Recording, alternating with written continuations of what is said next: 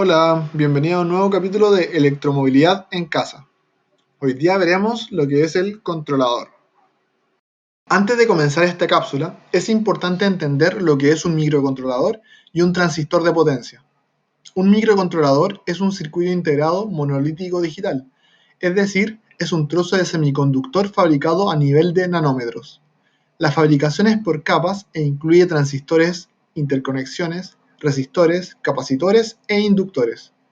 También incluye una o más unidades centrales de procesamiento, o más comúnmente llamadas CPUs. Poseen una ALU, unidad de aritmética y lógica, y un bus de datos interno, que comúnmente puede ser de 8, 16, 32 o más bits. También incluye periféricos como comunicaciones seriales, conversores analógicos digitales y o digitales analógicos, entradas y salidas genéricas, sensores, memoria volátil y no volátil, lo que les permite ser reprogramados y mantener el código después de perder energía. Su velocidad está dada por un reloj interno o externo y tienen un consumo moderado de unos pocos miliwatts dependiendo de su frecuencia de operación y cantidad de periféricos activos. Según su aplicación y funciones, su rango de precios varía desde menos de $1 a varios cientos de dólares. Pero, ¿para qué queremos microcontroladores en un vehículo solar? Básicamente, para todo.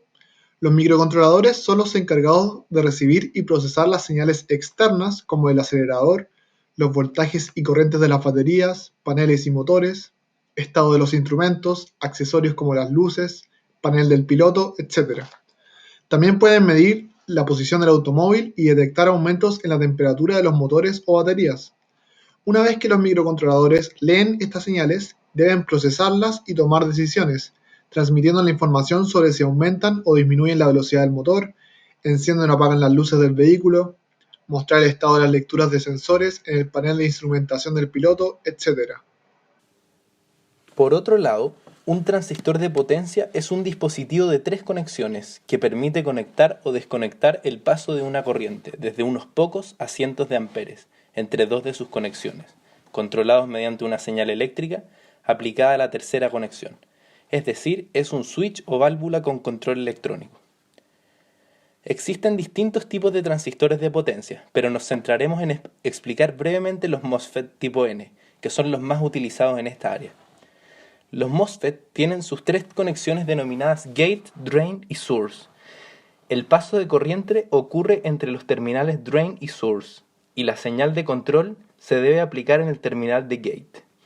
Además, esta señal debe estar dentro de cierto rango de voltaje para que el transistor pueda encender y no se destruya, y debe ser relativo al terminal de Source, y no con respecto a tierra.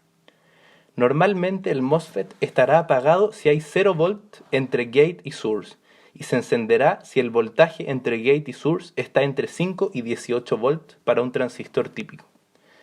Esto es importante de considerar dentro de un circuito de potencia, ya que en general todos los voltajes están referidos a una tierra o neutro, y en ciertos circuitos el voltaje del terminal source puede estar en un estado flotante o variar al encender el transistor. El transistor de potencia es el componente principal del circuito, conocido como inversor. Es el que se encarga de aplicar el voltaje a las fases del motor, que en el caso del auto solar es un motor trifásico. A grandes rasgos, el inversor trifásico es un arreglo de al menos 6 transistores, 2 para cada fase, y cada par se conecta en serie, con uno conectado al lado de alto voltaje, transistor de alta, y otro al de bajo voltaje, o transistor de baja. El punto de conexión intermedio entre ambos, es decir, el source del transistor de alta y el drain del de baja, se conecta a la fase respectiva del motor. Cuando el transistor del lado de alta se enciende, este conecta la fase correspondiente al voltaje positivo. Similarmente, cuando el transistor de baja se enciende, este conecta la fase y el voltaje negativo. De este modo, se puede encender alternadamente el transistor de alta de una fase y el transistor de baja de otra fase, y viceversa, y así para cada combinación de dos fases, creando un voltaje trifásico. Es importante considerar que nunca se deben encender los dos transistores de una fase, ya que provocaría un cortocircuito en la fuente o batería, lo que puede destruir los transistores y la fuente de. La motivación principal para estudiar la relación entre el inversor y los microcontroladores la encontramos en el dispositivo de tracción principal del auto solar, el controlador del motor. Este está encargado de recibir las señales del acelerador y posición del motor y aplicar la energía al motor según dichas señales. El diagrama de bloque simplificado que representa el controlador del motor del auto es el que se muestra en la figura. En este diagrama podemos destacar 4 bloques principales dentro del controlador: el microcontrolador y el inversor, los cuales ya hemos explicado.